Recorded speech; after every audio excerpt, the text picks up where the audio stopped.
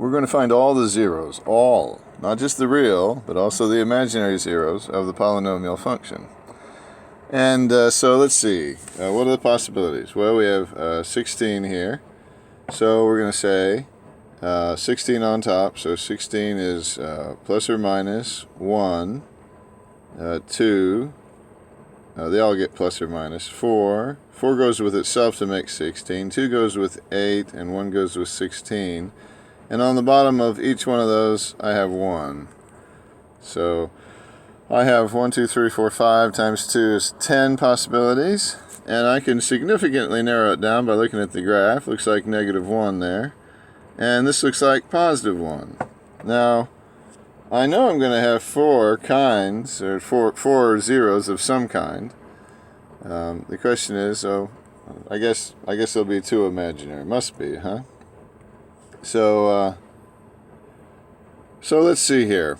Let's go ahead and confirm that 1 and negative 1 are factors. So 1, let's go with negative 1. And I have 1 for x to the 4th, 0 for x to the 3rd, because there is no x to the 3rd up here. And let's see, I got rid of my 0. And then 15. And then there's nothing for x, so 0 for x and negative 16. All right.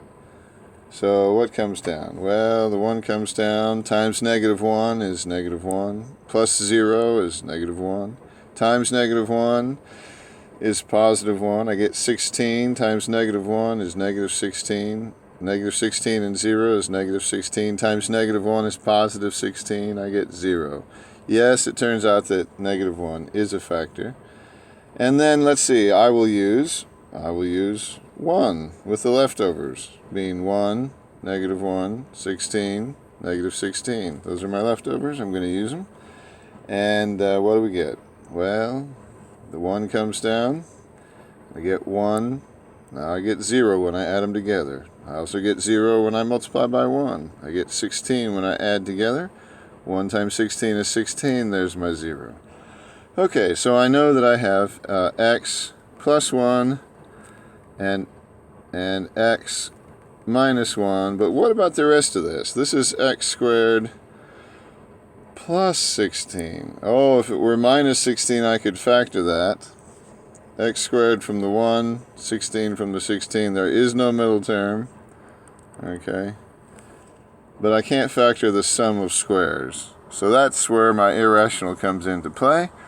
And, I think you know what would go in there. Maybe you can just spot it. But let's go ahead and use the quadratic formula in case you can't spot it. We'll come back and see what this is later.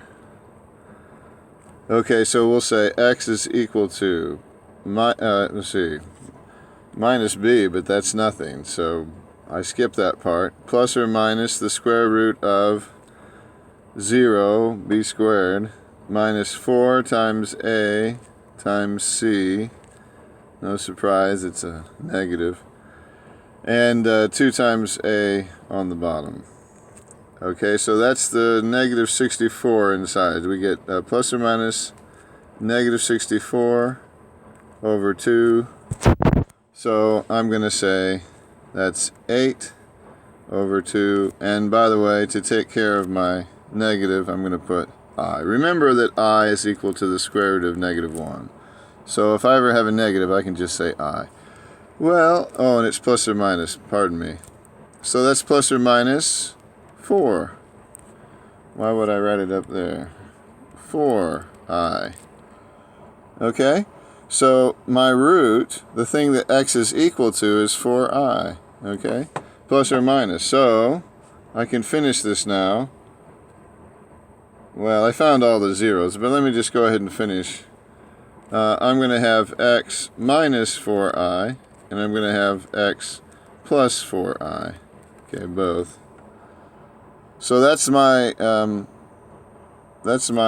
quartic x to the 4th in factored form. And the answers are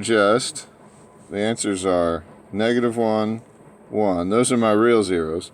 And then my Imaginary numbers are these. I guess I could just say plus or minus. I could have just said plus or minus 1, plus or minus 4i. I suppose that'd be an alternate way to write it. Probably makes it more efficient.